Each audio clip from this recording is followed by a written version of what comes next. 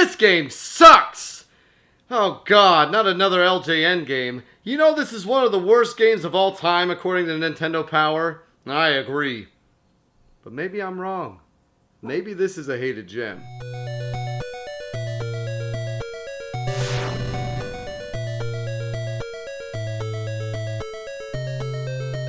Now as a kid, I loved the Friday the 13th movies. I can't remember how I learned that there was an NES game, but I knew nothing about it other than it was called Friday the 13th. Oh really? Friday the 13th, You realize that was last Friday. God, can't you get your SEOs right ever? No wonder you only got 500 and something subscribers. Jeez. So I broke my own rule at the time, which this lasted until probably 4 or 5 years ago. I would only buy games brand new. I had to have my own copy. I didn't buy used games. It's one of the reasons why my collection was always collecting, but I didn't get some games till now, which I regret. But the one game I bought from Funcoland, the one time I went to Funcoland, was to buy Friday the 13th. And the reason I know that, because I have the Funcoland sleeve. My parents brought me in, I went and bought it, I think it was $8. And I remember at the time being shocked that there was not a box and manual. And then I played it, I didn't understand a lick of it, everyone died instantly, the game was awful, I put it away, probably would have thrown it out or sold it if I had thought it had any value. And that was about it. The only other time after that that I ever thought about Friday the 13th on the NES was when Nintendo Power made their 10 worst games of all time list, and it was number 4. And I remember that being the only enjoyment I ever got of buying this game was that.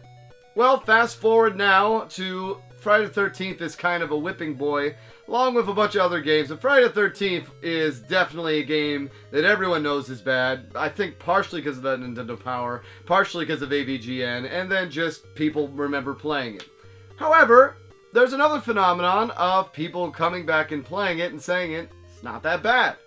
So, let's see. Is it that bad? Well, I played it again. I actually knew what I was doing, and I kind of liked it.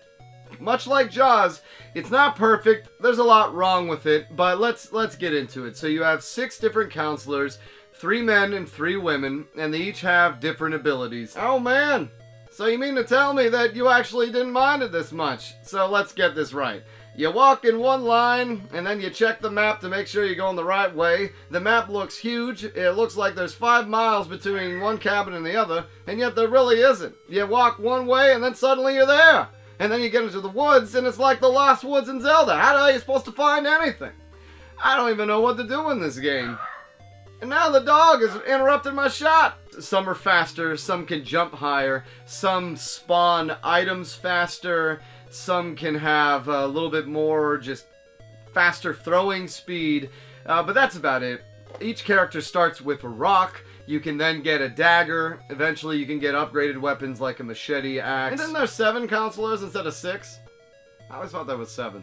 Well, I know you have to light up 7 different cabins, and then if someone dies, the cabins all get unlit up. Jason will randomly target either one of your counselors, which you then have a set amount of time to go and rescue, or he'll target the kids, which he'll always end up back at the kids. The only way to get to them is to boat across the lake, get in there, and then fight them off. It's almost like a pseudo punch-out where you duck and dive to get away from him. You slowly work down his health bar, and then he escapes. Well, you sure showed him, but he'll be back. Man, it's just like the game. Well, the movie. That's the majority of the gameplay. You walk around the map, which this time I actually understood which way I was going. It's pretty consistent if you know where you're going. I maybe had 2 or 3 times where I ended up going the wrong way, and usually that's from exiting a building. It's much like tank controls. If you're going the way that you think you should be going, usually you're going the right way. It's only once you exit a building that you kind of get lost. And in the buildings, even that, I was familiar with how to look around. It's a square, you move forward, you look around, you move forward. Sometimes Jason jumps out of nowhere and scares the hell out of you. And is wearing his snazzy purple and blue mask. Oh wow, look at them fancy threads. I thought that guy only shopped at Target, but he must be going to LL Bean now. Well, that's an obscure reference. Man, I need to write these down. The non-scripted stuff makes me look dumb now. I don't know what it was. I appreciated the game more this time. That's not saying it's good. Not saying it's good by a long shot, but I knew what to do. When I had the rock, I could kneel and shoot people and get the dagger. Always get the knife. If there's one thing I learned from James Rolfe, you get the damn knife. And yeah, in this game, you need the knife.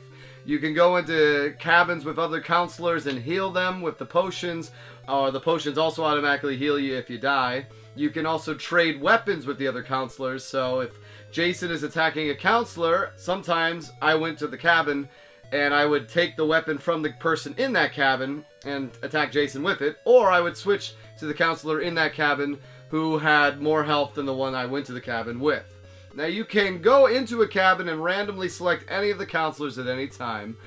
Or you can go around to each of the larger cabins and light it with the lighter. Now you have to light all 7 of the cabins to get a flashlight. That flashlight then allows you to see inside the caves, which then allows you to find Mrs. Voorhees if you have a key. And then if you beat Mrs. Voorhees on the first day, you get the torch. And then if you beat her on the second and third day, you get other stuff. Although you can still get to Mrs. Voorhees without the flashlight. But then again, what's the point of even going there? It's really just, do you know how to play Punch-Out with Jason? And if you do, you can beat him. If you can't, well, you review it. I only got past the first day. Still, that's a huge achievement for me. I've never beaten Jason once, and I finally did it. I was smart. I kept all the counselors with weapons. I kept all their health pretty similar. And then I went in and I wrecked Jason, and I finally defeated him for now. And he came back in day 2 and just was wrecking house. I don't know how the hell you're supposed to dodge that double fist, but it's not a terrible game. I will say that. It's not a terrible game. You know, maybe if you ever listen to Rewind Mike, he says this game is great. He actually just beat it for the first time. He's still bald, though. Still bald, though. It's very cryptic.